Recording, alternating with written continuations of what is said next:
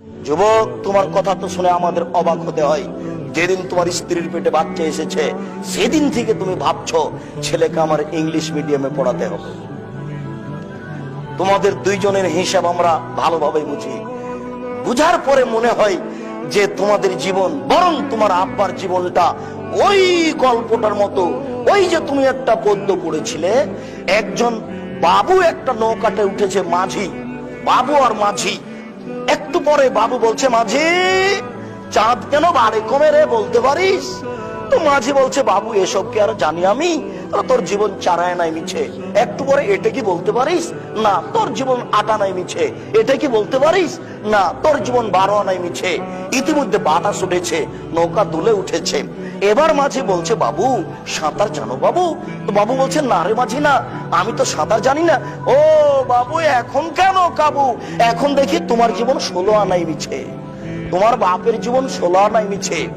টাকাও লস, আপনার ছেলেও লস, জাতিও লস, সবার জন্য এটা একটা বিপদ।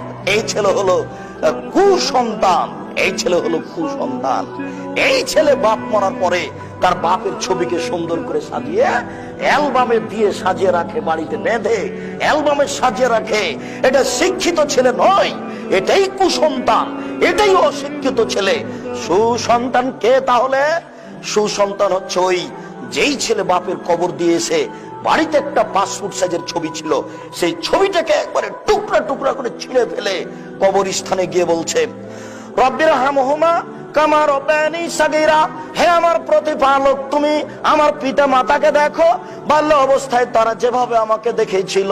রব্বিক ফিরলি বলে বলে তাই, হে আমার প্রতিপালক, তুমি আমাকে ক্ষমা করো, আমার বাপ মাকে ক্ষমা করো। আল্লাহুম্মা গফিরলি আবি আর ফাদার জাতাহু ফিল মাদিন আর সালাহু ফি কবরিহি ওয়া নাব্বিরলাহু ফিহি। আল্লাহ, তুমি আমার পিতাকে ক্ষমা করো, তাকে উচ্চ মর্যাদা দান করো, তুমি তার কবরকে প্রশস্ত করো, তুমি তার কবরকে আলোকিত করো।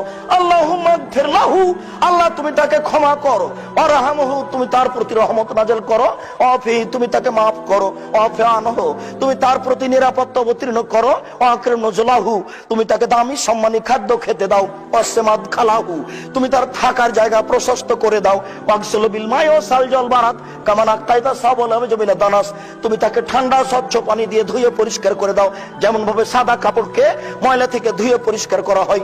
আব্দুল্লাহু দারান খায়রান মিন দারিহি, দুনিয়াতে যে বাড়ি ছিল তার চেয়ে সুন্দর বাড়ি দাও।